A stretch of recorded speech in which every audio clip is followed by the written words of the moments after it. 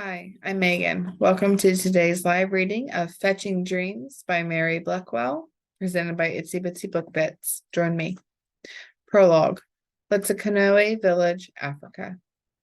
My baby sister looks like a broken doll. She didn't quite fit into the wooden box Bosco found in the scrap pile, so Papa tilted Lulu's head to the side to squeeze her in. I reached into the box and poked her belly. Lulu always giggled at that, but instead of bouncing back, her belly stayed dented like an extra belly button. Neyah, sing the lullaby your sister liked. Papa's voice sounded small as a field mouse. Mama moaned.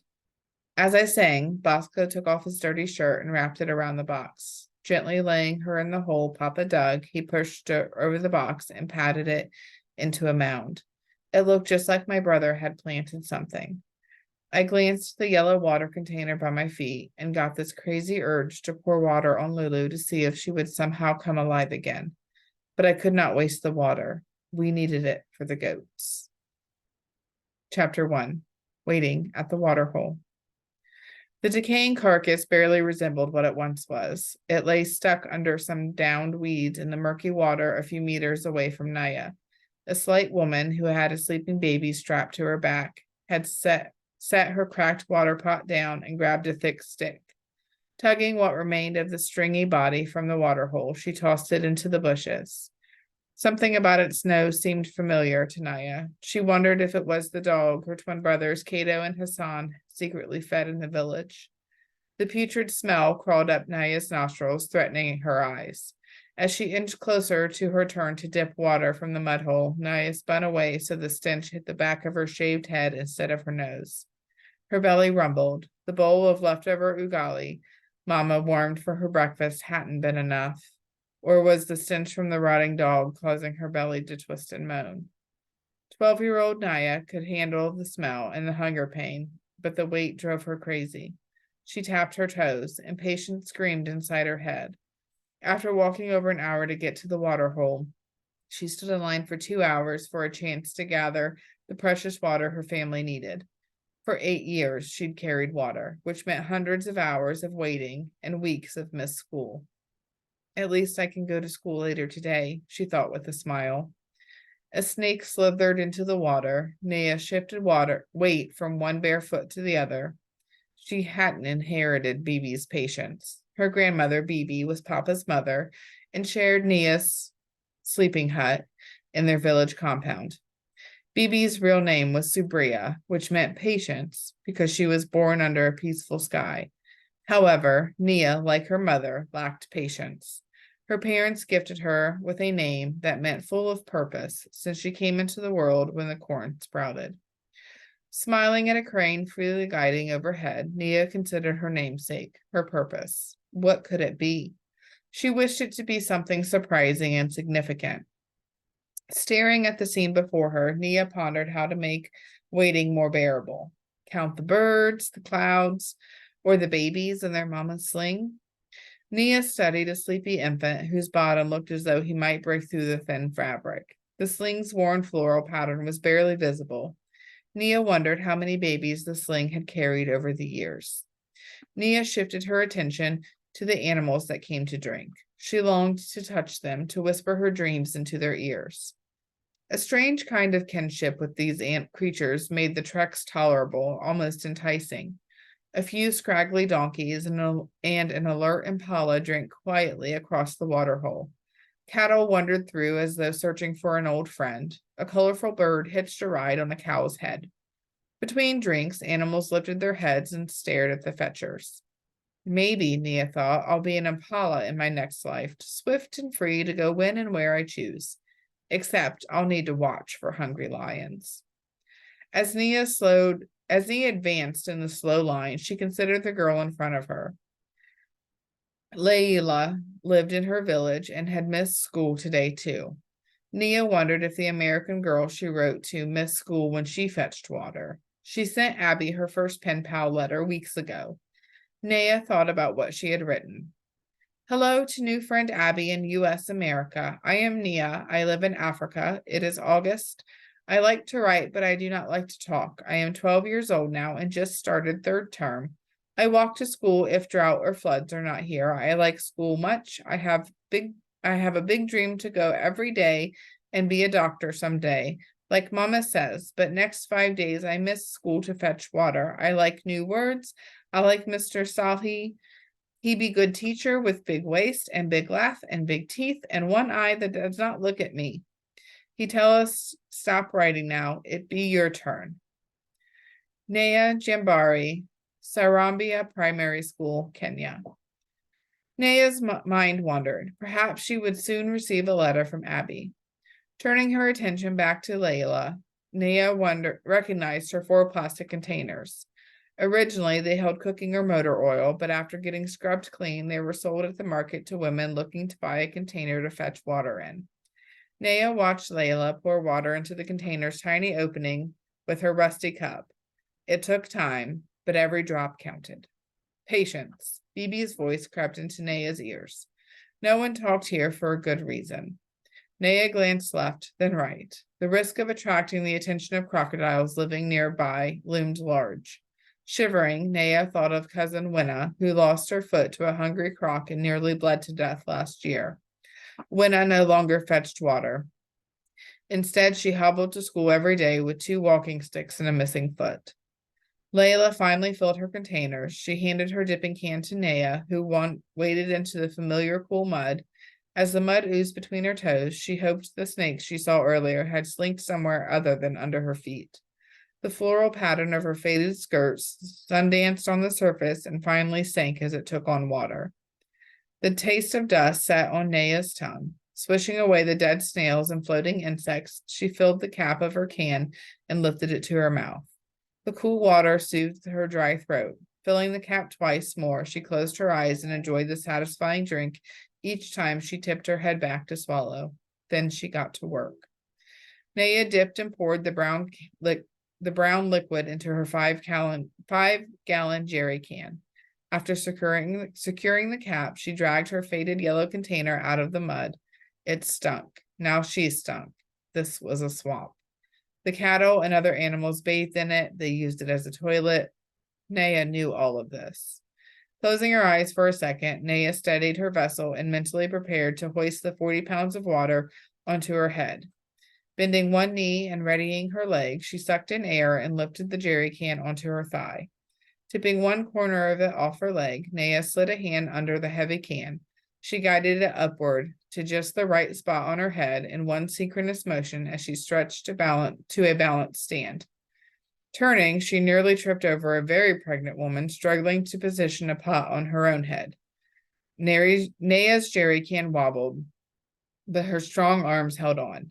The pregnant woman grimaced before stepping onto the path. Her 4 small children followed. Neyah followed, watching their small feet slap the ground all the way home. Chapter 2, A Delivery from Bosco the Great.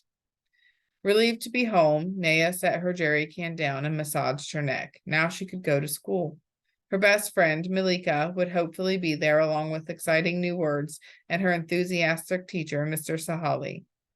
You are just in time, Neyah's mother, Sarah, called. Bring the water near my fire. Neyah hauled it across the dirt and gave the jerry can a pat. Phoebe sat in her usual spot, a tree stump worn smooth from years of sitting. Neyah ran to greet her grandmother with a late morning hug and sank to the dusty ground in front of her. Neyah murmured as Phoebe rubbed the tension from her shoulders. Fetching water gave her a variety of aches. Hello, Mama. Hello, Phoebe, called Bosco. Neyah's 10-year-old brother had arrived home early from school to herd the goats and cows, ensuring they had water and the best patch of grass. Jumbo, Bosco, said Mama, find the ugali from last evening for you and Neyah. Squatting low in front of his sister, Bosco peered up into her face and smiled. The every tooth showing smile he was famous for. Hello, Neyah. Ignoring her brother's teasing face, Neyah surveyed Mama's pot of ugali as if it held great intrigue. Surprised to see small chunks of beef jerky in the cake-like porridge Mama made from the ground maize and hot water, she snatched a piece of the smoky meat and popped it in her mouth. A delicacy from the last cow slaughtered in the village, its smoky flavor mingled with the ugali and made for a rare treat. As a burst of flavor dissolved on her taste buds, she noticed more of the beef strips curling over Mama's fire. Her grateful eyes met Mama's eyes. She knew it took time for Mama to cut the meat into long, thick strings. Bibi murmured, something special is cooking. Poking a forked branch under the ashes of her fire, Mama uncovered another strip of warmed beef. She brushed the dusty flecks of ash from it before cutting it into sections with a machete and burying them into another bowl of ugali. She carefully placed the bowl into Bibi's hands and patted her mother-in-law's shoulder. Here is your something special, Bibi. It may be the last beef for a while. Neyah pivoted toward her hut, savoring the beef flavor. Bosco followed in his daily challenge of getting her to talk. The great Bosco may have something for you from Mr. Sahali. His sing-song voice made Neyah giggle inside. Neyah stopped and reached for Bosco's backpack, but he twisted away, still grinning from ear to ear. He threw his hands jubilantly toward the sky. Guess what it is? Homework, Neyah stated in a way that said, that's all it ever is. Yes, and something else you will like. His teasing smile both amused and infuriated her. Curious, Neyah wondered if it could be her first pen pal letter, or maybe nothing. Bosco sometimes made things up just to get her to talk. She placed her hands on her hips, waiting for Bosco to hand it over. You need to guess. She took a step toward Bosco, attempting to grab him, but he jumped back, hoping for a game of bet you can't catch me. He scampered around one of the two family huts. Bibi stated the obvious. Bosco, you are a tease. Here it is. Doing his best to taunt his sister, a grinning Bosco held up something else between his thumb and pointer finger, waving it back and forth. The size of the envelope caused Neyah to catch her breath. The attractive package looked nearly as blue as the midday sky over Kenya. Abby's letter. It had to be. She lunged at Bosco. With a wide-eyed grin of satisfaction and shrieking laughter, he ducked and ran off with the envelope firmly in his grasp. After 2 laps around the small thatched hut, Mama's voice broke off the chase. Does the great Bosco hear those thirsty cows bellowing? She tried to hide the smile tugging at her lips. You need to take them now before they drop dead. After one more lap, Bosco tossed the envelope at Neyah. She snatched it from the dusty ground, folded it with care, and stuffed it into her pocket. Oh, you're not going to read it to me? Bosco never gave up easily. Mr. Sali said it was your first letter from America. Bosco, there is no time for reading or chasing, Mama said sternly. Come eat or you will starve until dinner. Neyah, help Bibi to the toilet when she finishes her ugali and tea. Once you eat, you need to head out on your next fetching. Neyah's forehead crinkled. Next fetching? Maybe Mama forgot this was her school day. Not much louder than a whisper, Neyah worked up the courage to speak. Mama, today is my half school day. Did you say something, child? Neyah took a breath. I go to school today. Not when we need water for cows, fields, and my ugali. Arguing with Mama never worked, so Neyah didn't bother. Her neck hurt from the weight of carrying the water, and she didn't feel like eating. But when the smell of beef wafted up, she picked up a bowl. Savoring each bite, she thought about missing school again. She ached to learn new vocabulary words, perform a science experiment, and see Mr. Sali's artful handwriting. Water is life, Bibi said after returning from the toilet. Neyah had heard this announcement from Bibi many times and knew it wouldn't be the last. Reluctantly, Neyah left the family compound to fetch another round of water, feet dragging in the dust. She wished the water hole sat right beside her hut instead of 6 kilometers away. The American letter rustled in her pocket as Neyah walked, inviting her to open it.